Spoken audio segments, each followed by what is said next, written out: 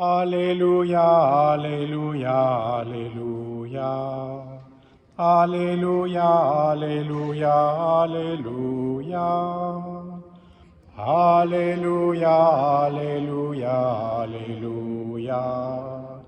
Alléluia, Alléluia, Alléluia. Moi je suis la vigne, et vous les sarments, dit le Seigneur. Celui qui demeure en moi, et en qui je demeure, celui-là porte beaucoup de fruits. Alléluia, Alléluia, Alléluia. Alléluia, Alléluia, Alléluia. Le Seigneur soit avec vous. Évangile de Jésus-Christ selon saint Luc.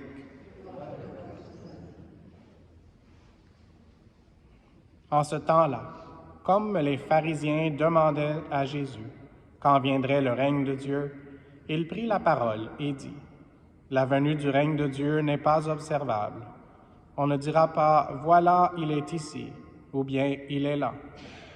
En effet, voici que le règne de Dieu est au milieu de vous. » Puis il dit aux disciples, « Des jours viendront où vous désirerez voir un seul des jours du Fils de l'homme, et vous ne le verrez pas. On vous dira, voilà, il est là-bas, ou bien, voici, il est ici. N'y allez pas, n'y courez pas. En effet, comme l'éclair qui jaillit illumine l'horizon d'un bout à l'autre, ainsi le Fils de l'homme, quand son jour sera là. Mais auparavant, il faut qu'il souffre beaucoup et qu'il soit rejeté par cette génération. » Acclamons la parole de Dieu.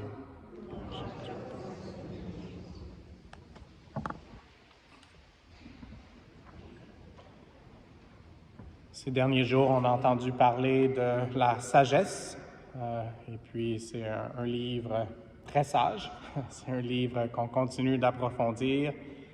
Une des phrases qu'on a entendues aujourd'hui, que j'ai trouvée surprenante, c'est que c'était la respiration de la puissance de Dieu. Donc, c'est une parole assez forte et souvent, quand on pense à respiration, on pense au souffle de l'esprit. Alors, demandons d'avoir une bonne respiration. Je sais qu'il y a des gens qui sont malades, encore une fois, donc même des gens qui ont le coronavirus, donc prions pour leur respiration, mais pour notre respiration spirituelle, ce qui est vraiment le plus important aussi. Et aujourd'hui, peut-être qu'en parlant de la sagesse, je vais sembler sage, mais mes sources, je les ai prises de Wikipédia, donc ça veut dire que tout le monde peut faire ça. Je voulais méditer un peu plus sur le psaume qu'on a entendu, qui est le psaume 118 ou 119, dépendamment des traductions. Et puis, le psaume 119, une des traditions dit que c'est à l'aide de ce psaume que David, le roi, a enseigné son fils, Salomon. Salomon qui est reconnu pour sa sagesse, comme un des hommes, peut-être le plus intelligent, qui a vécu. À part Jésus, bien sûr, puis je pense que Marie, le trône de la sagesse, elle est aussi là. Mais Salomon était très sage et donc on peut se demander pourquoi que David avait utilisé le psaume, ce psaume-là, pour enseigner à son fils.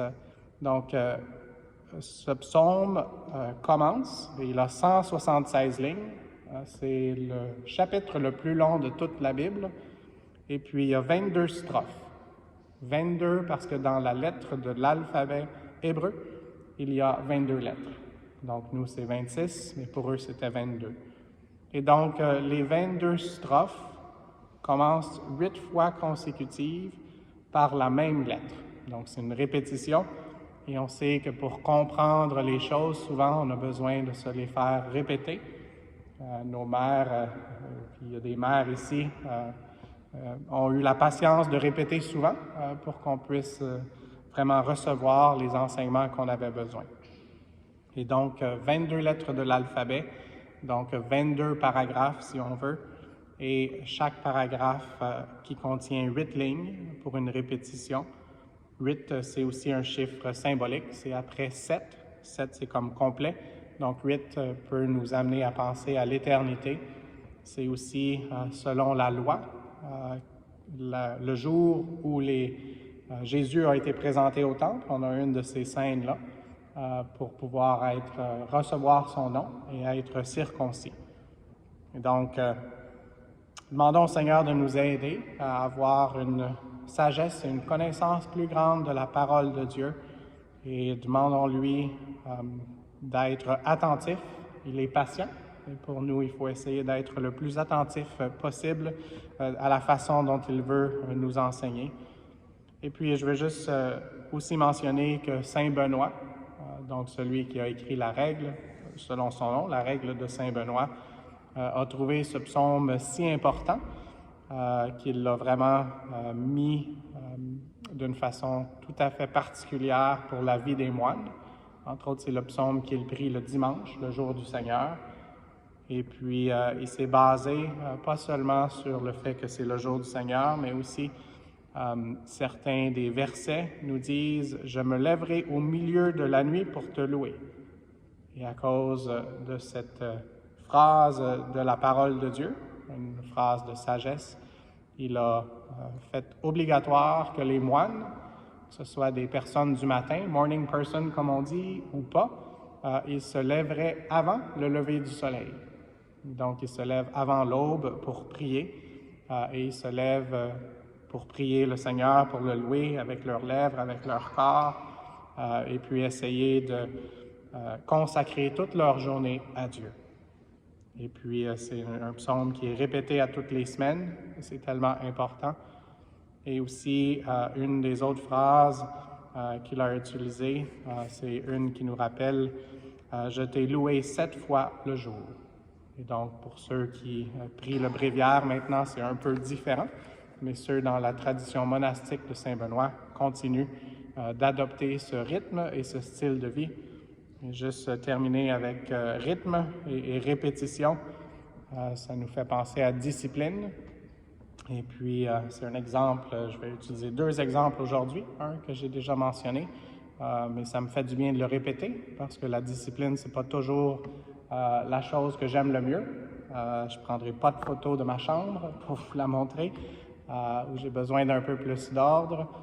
Mais la grammaire, et c'est un évêque américain, Bishop Barron, qui disait que d'avoir étudié la grammaire, qui est peut-être pas notre sujet d'école favori non plus, mais ça lui permet maintenant de parler très librement, avec une fluidité de parole, et c'est à cause qu'il s'est appliqué avec discipline à comprendre les règles de grammaire que maintenant il peut parler sans trop penser, et puis il a une mémoire encyclopédique, une façon aussi très sage d'enseigner la foi.